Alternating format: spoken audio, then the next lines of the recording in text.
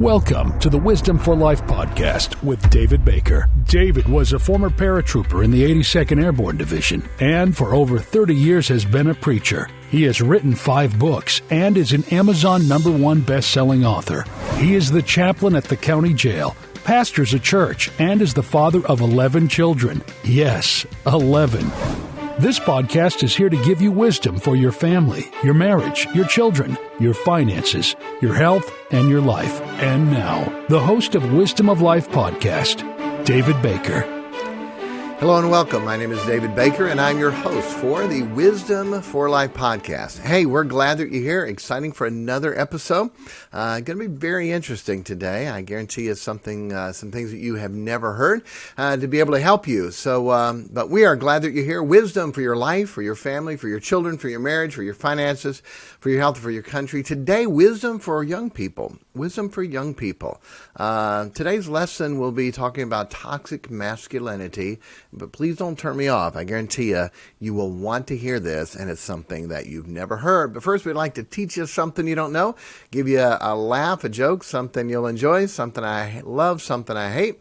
So housekeeping, if you have a question, ask pastorbaker@gmail.com. We're getting some more questions, getting ready to do another one of those. Ask pastorbaker@gmail.com. Give us a like, 5-star review on your podcast where you watch us and listen to us at. And if you need to find us, Wisdom for Life Podcast YouTube channel, wisdomforlifepodcast.com for free gift, and Facebook, David Mark Baker. All right, so we're going to teach you something. Here you go. Shakespeare wrote some of the most beloved and revered pieces of literature the world has ever known. But in order to craft his plays and poems, he sometimes resorted to making up his own words. What? Making up words. Wait, you can't do that. Yes, he can, and he did. He's Shakespeare. He can do that. In fact, the Bard, as he's known, is said to have come up with more than 1,700 words. 1,700 words. And if Shakespeare wrote them, guess what? They're now part of our English language. Like moonbeam, laughable, eyeball, bump, puking, champion, bedroom, excitement, and zany, to name a few. Okay, so if you're writing and you don't have a word that describes what you want, hey, be like Shakespeare and make it up.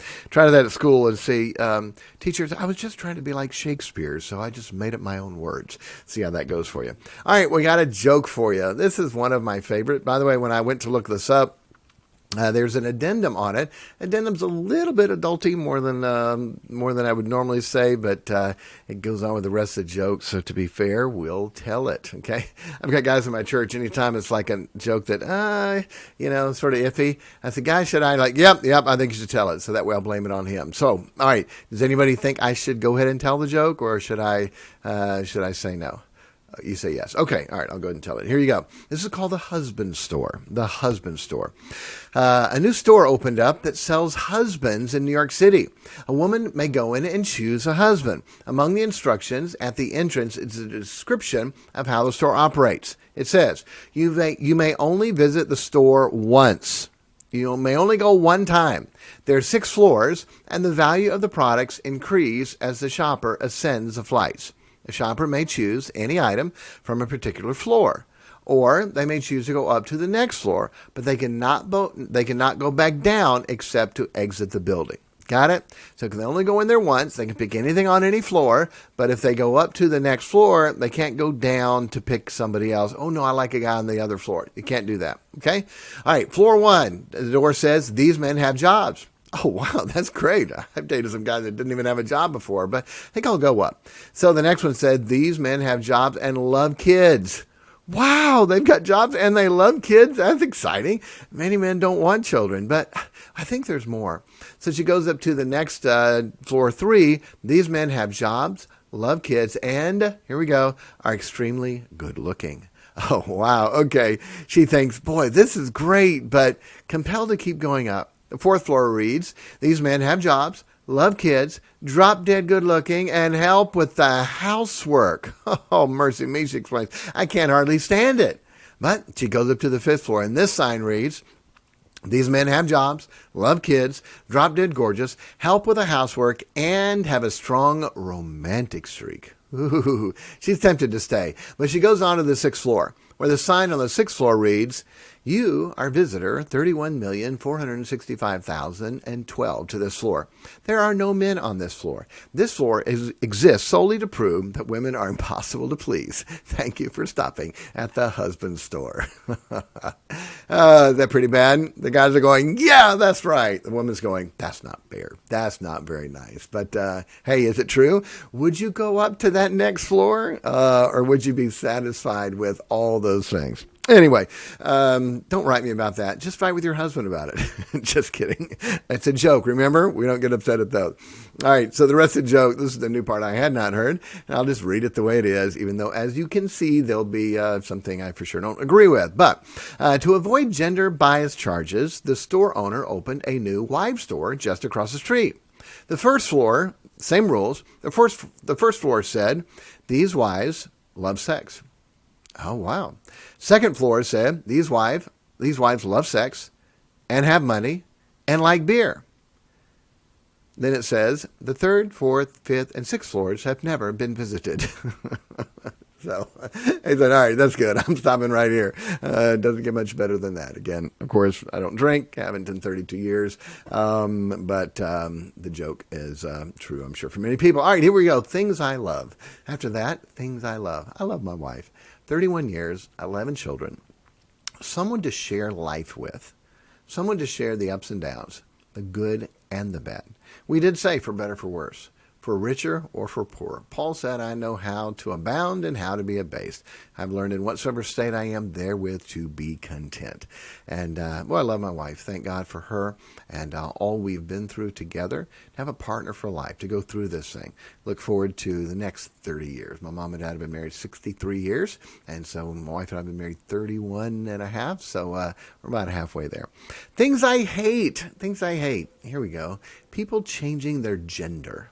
People changing their gender. We could do a whole show on this, but even worse, children changing their gender. God made them male and female, created he them. Male and female. You're not going to get any better than that. The people that have these surgeries are not happier. They're more depressed, more suicides, more addictions, more problems. That's not the answer. That's not the answer. The worst part is helping children change their gender when they don't even have a clue at that age. I'm going to be an astronaut. I'm going to be a whatever. Oh, I want to be a boy. I want to be a girl. How many times are they going to change something like that? And to help them, to give them sterilization drugs and hormones that will mess them up for life, that should be criminal. The adults that go along with that should be locked up and put in jail. Amen. By the way, that is a medical, classified as a mental disorder in the DSM-5. Okay, the DSM-5 is used by psychiatrists. It's called the Diagnostic and Statistical Manual of Mental Disorders. And a mental disorder is called gender dysphoria, which refers to the psychological distress that results from an incongruence between one's sex assigned at birth and one's gender identity. It's called gender dysphoria. Listen, and it is listed as a mental disorder. Why in the world do you give in to a mental disorder for a child or an adult that's going to haunt them and mess them up and destroy them for the rest of their life? It is wrong. It is so wrong. All right, the main thought for today, toxic masculinity. Toxic masculinity. Let me back up and tell the story. So, years ago, the big Florida shooting, school shooting that happened, and out of that came talk show host talking about, the problem is toxic masculinity. The problem is these guys wanting to be so masculine and turning toxic, and we don't need that in our society. It's happened for a long time, but society, the world, and Satan want to change and to dissolve the differences between the genders by the clothes we wear, by the styles, the hair. God made us different. God said we're supposed to be different. 1 Corinthians 11 said it's a shame for a man to have long hair. Jesus did not have long hair. He was not a Nazarite like Samson and Samuel were. He was from Nazareth, totally different. Well, the pictures said he had long hair. And when were they painted? Did the Polaroid come out back then? It's ridiculous. It's not true. It didn't happen. But people say and believe that. They want to get rid of the genders and make everything unisex. And that's been going on for a while, even more so today. And they want to take men and take the masculinity way and make them more feminine. And it shouldn't be that way. God doesn't want it to be that way. So I heard that. That bothered me. A couple months later, there's another shooting in Texas. And same thing. A boy who didn't have a good family, didn't have a father, was bullied, picked on, football team, went and got his grandpa a gun and went and shot up the place. And it just really burdened me as a pastor going, why isn't anybody helping them? Same thing. You see somebody who doesn't have a dad, doesn't have a good relationship with them, who gets bitter, who's been bullied, who's been picked on, who wants to go in and destroy everybody and take out himself. Almost everyone has the same scenario. In fact, before the name is listed, who was the shooter, the kids in the school already know. They're going to say, oh, I bet it's so-and-so. In fact, they have nicknames where they call him shooter. Here's a kid that's different and has problems, and they joke, hey, shooter, hey, shooter. They joke with him and call him shooter. And they did in these situations. And so it's sad to be able to see they know who it is. Why isn't anybody helping them? If we know automatically when there's a shooting who did it, why didn't we help them before? Why didn't we reach them? Why didn't some church youth group? Why didn't some pastor? Why didn't some teacher? Why didn't some youth director? Why didn't somebody reach them and help them with what they're going through? So I started thinking, I wonder if you could create a ministry to help people like that. We know who they are. And so I thought, what would you call it? The bullied kid ministry?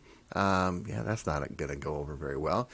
So what would you call it? And so I started thinking and talking to God, and I felt like God gave me something that would be a help. There's some videos out there that I've seen of little clips of people doing this. And what is a football team?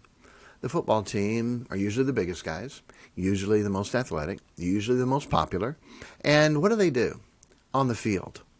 Okay? One of the main things that's drilled into their head is those football players, they protect the ball. They do all these drills where the ball's just thrown up and they die for it, and who comes up with it, okay? You fight. You protect that ball. You don't want it to get fumbled. All the running backs have to practice holding the ball and everybody trying to pop it out, everybody trying to rip it away. Protect that ball. They're taught you protect that quarterback. You protect that quarterback at all costs. The blind side, the whole movie. Boy, coming out of this side when he's turning here and he can't see it, the blind side. That defensive end on that side who has to be able to stop him coming in. That's gigantic. Protect the quarterback. Protect the ball. We have to protect those things. And so that's built into their mind as a protector. I thought, well, wouldn't it be neat if those guys decided to protect the bullies? To protect the kids that have been bullied? Instead of being bullies themselves. When I had this idea, and you'll hear about it all in a minute, I was sharing it with a guy that was the quarterback for the Columbine High School a few years later after the shooting.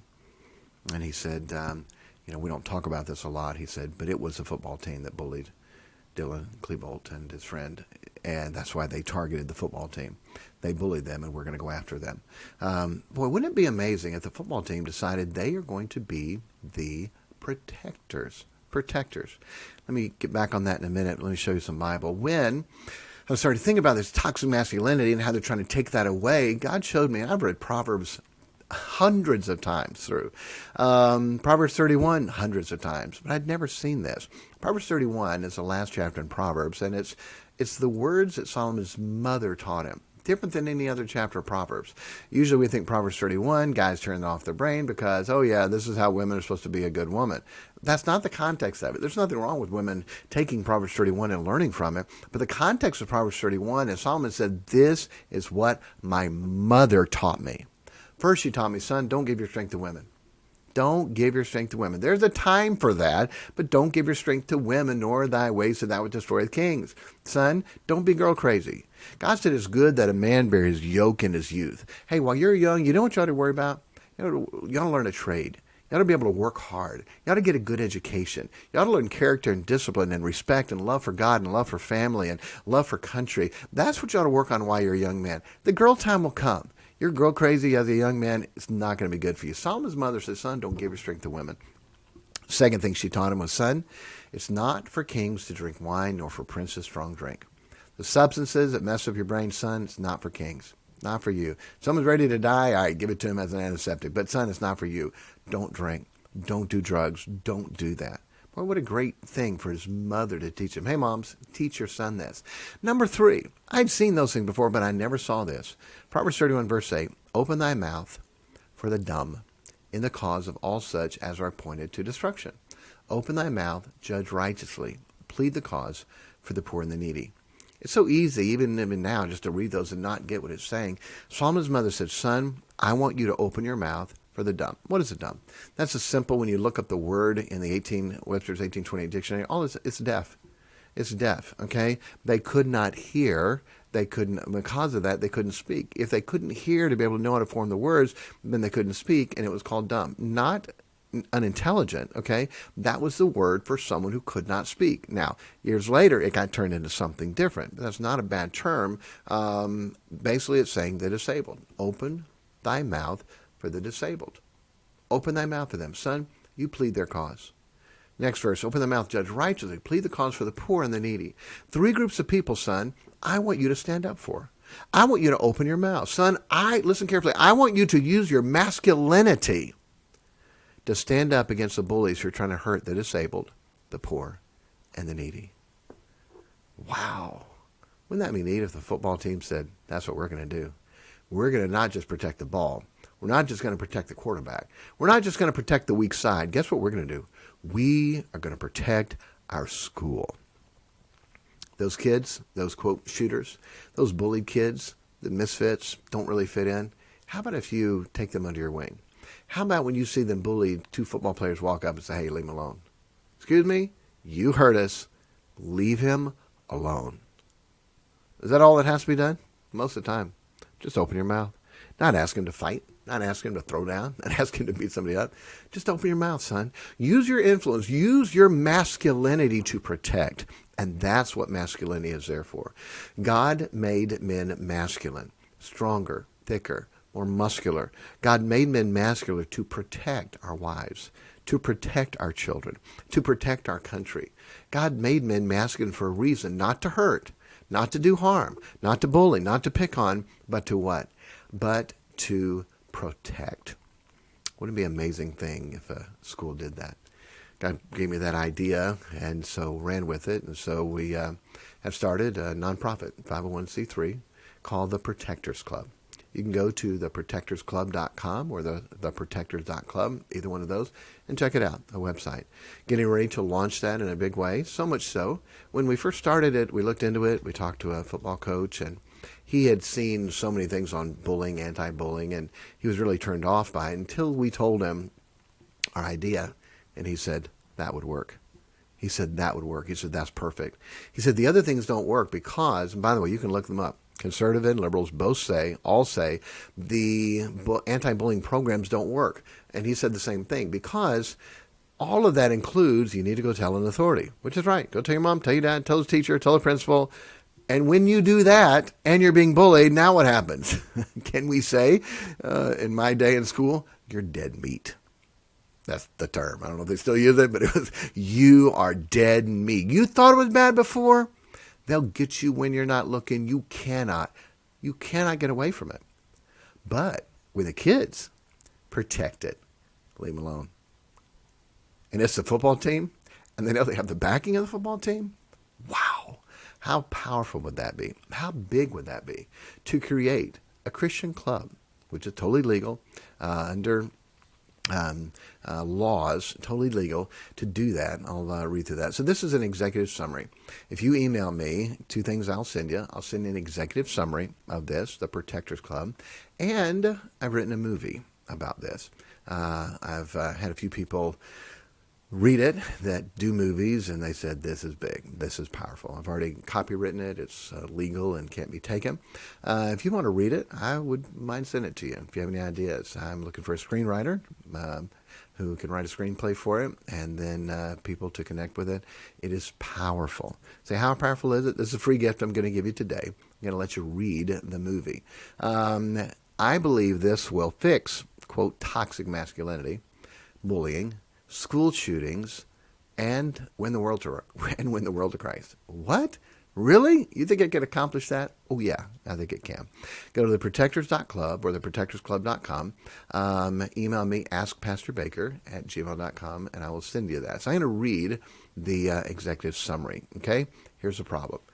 This was written a few years ago. The numbers may have changed some. But in the years since Columbine shootings, 130 kids, teachers, and parents have been killed in school shootings, and 254 have been injured. There have been school shootings in 36 states. We've seen school shootings in small rural towns and big northern cities that can happen anywhere. The debate: do we ban assault weapons? Do we do away with the Second Amendment? Do we arm teachers and staff? Do we have more police presence? Do we use metal detectors? Do we have security like airports where every bag is checked and every person is frisked? The problem with that debate is this: all those answers are too late. Each one of those answers, and that's all the answers that are out there, each one of those answers assume we have students that want to shoot up their schools, and they're trying to prevent them from doing that. Why not fix the kids? Why not fix the kids? The kids. In virtually every school shooting, we discover that the shooter was a lonely, bullied kid. We find out he was filled with hatred. He'd been rejected by others. We see he had a lot of problems and troubles with family, home, and life that have never been fixed. So the answer: we believe that no one is born a school shooter. Some things have happened to him in his life, and the student is not really bad but broken. We believe that through Jesus Christ, His Word, and other real Christians, we can fix his soul and prevent him from ever wanting to do harm to himself or anyone else. How? In every school, the football players and athletes are usually looked up to more than any other students. They're also taught from their coach to be protectors. They're trained to protect the football, protect the quarterback, and protect the weak side. They're popular, respected, and usually more physically dominant than the other students. We want to start with them to create an environment where everyone is important and special. Everyone deserves to be loved, accepted, and to go to school without being bullied. When a Protectors Club member sees someone bullied, all they have to do is, quote, open their mouth. Proverbs 31, 8 and 9. For the disabled, for the poor, and the needy. We also want to reach out to them with the gospel of the Lord Jesus Christ. The most important thing that to make someone feel loved, accepted, is to be a part of the group is Jesus. When he lives in your heart, there's love for others and a purpose for life. Every lonely and bullied person would benefit from accepting Jesus as his Savior.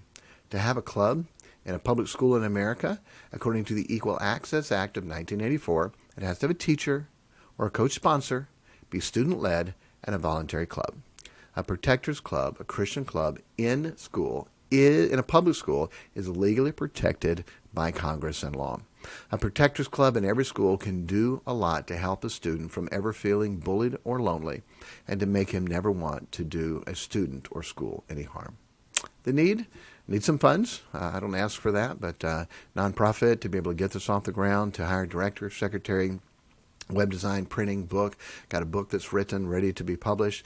T-shirts, advertising, legal work, get this off the ground. If God touches someone's heart and you want to be a part of that, that's fine. That's not why I'm here. But if God touches someone's heart, this is a major thing that can be done. Now, when I send you the executive summary, there's two things you have to see. There's two videos that you will love them. Okay, I can't put them in here on the podcast, but email me and I'll send them to you in this executive summary. You have to watch them.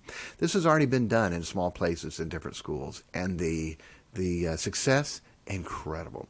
The schools, the football teams have protected this little kid that's getting beat up, picked on, and bullied. And hey, when you sit at the lunch table with the football players, you're in. You're in. And everyone else, don't mess with him. Done. Now he's loved. And he has a group of people that care about him. And, side note, ding, ding, ding, how it helps the football players is gigantic. It's not all about you. Not about your scholarship. It's not about you being the big man on campus. It's about helping other people who may not have all the gifts, talents, and abilities that you have.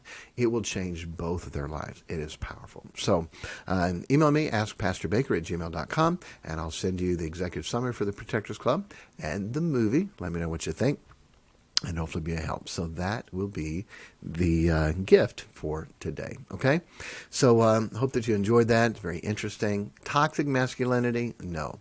God made us masculine to protect, Now, the ones who use masculinity to hurt, they've got problems. They need help, and we need to help them. And, of course, the answer is Jesus and the love of Jesus through us to show people a great life. All right. As we always end, hey, be kind to everyone because everyone's having a tough time. And until next week, get wisdom. It is the principal thing. Thank you for listening to the Wisdom for Life podcast. If you have any questions for us, email us at askpastorbaker@gmail.com, and we will answer them in an upcoming podcast. The email is askpastorbaker@gmail.com.